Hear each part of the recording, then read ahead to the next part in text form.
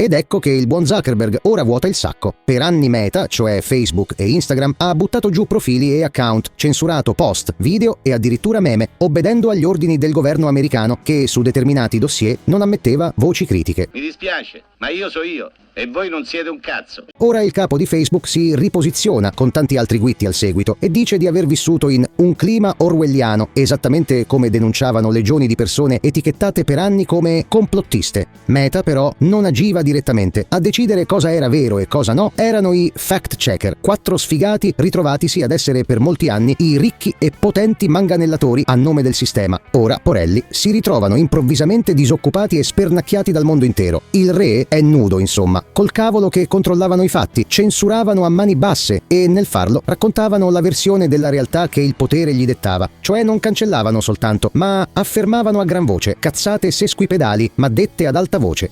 Il giornalista della Verità, Boni Castellane, coglie nel segno quando dice che però, tolti di mezzo i parassiti del controllo dell'informazione, il problema rimane comunque. Ora in molti gioiscono perché si possono tornare a scrivere e dire cose tipo si può tornare a fare battute o più semplicemente a dire la verità nuda e cruda, tipo che in natura esistono solo 2 sessi, il maschio e la femmina. Ma tutto ciò rischia di essere soltanto una parentesi. I miserabili che si sono prestati a fare i fact-checker, secondo Castellane, erano soltanto spazzini del web, bassa manovalanza sebbene ben pagata. Cosa questi dovessero spazzare via, però, era deciso altrove, da quelle che lui chiama agenzie di validazione, cioè quegli enti sovranazionali, quelle istituzioni, quei politici o quegli opinionisti ben allineati. Questo non mi sembra che si riferisca però al Speriamo di no. Questo probabilmente è nei sobborghi. Esatto, no. E qui lo vediamo. C'è scritto? Sì, live footage.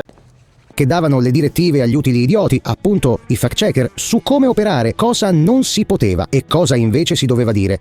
Ebbene, quelle agenzie di validazione oggi ancora esistono, nonostante Trump e Musk, e hanno perso la loro psicopolizia, è vero, ma il marcio resta ed è molto più difficile da sradicare. Tanto che lo stesso Zuckerberg quasi non sa da dove iniziare. Pare che una delle sue prime disposizioni sia stata quella di togliere gli assorbenti dai bagni degli uomini in tutti gli uffici di Meta sparsi per il mondo.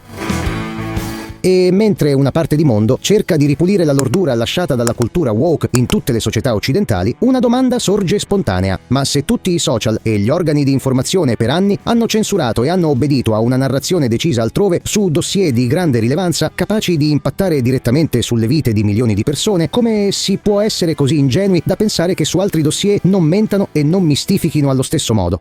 Per esempio sul tema del femminicidio e della violenza contro le donne, sulla tossicità dell'essere maschio bianco ed eterosessuale, sull'irrilevanza delle false accuse, sul divario salariale di genere, sull'esistenza passata e presente del patriarcato, sull'eterna colpevolezza dell'uomo e l'altrettanto eterna innocenza della donna e su tanti altri temi simili. Davvero c'è chi crede che su questi temi i media non mentano spudoratamente, obbedendo a ordini superiori, esattamente come hanno mentito su altri temi ben più profondi e globali. Cos'altro serve per convincerli se non basta il mea culpa pubblico di uno dei più grandi manovratori dell'informazione sul web come Mark Zuckerberg? Vero è che le crepe del sistema sono vistose adesso, specie in quella parte di narrazione legata agli LGBTQ. Quel pilastro si sta sbriciolando rovinosamente e la speranza è che tiri giù con sé nel crollo anche la mistificazione sorella del femminismo con tutti i suoi memi tossici. Se davvero accadrà, come molti sperano, ci sarà da rimboccarsi le maniche tutti, uomini e donne, per ripulire i cervelli di tanti dalla spazzatura che vi è stata ammassata dentro, ma soprattutto per ricostruire quella casa comune insozzata da anni di disinformazione ideologica e ridotta in macerie dalle manipolazioni dei fact-checker e dei loro mandanti, sperando che qualcuno li scovi uno ad uno e li ponga in condizione di non nuocere mai più. Io ti spiego.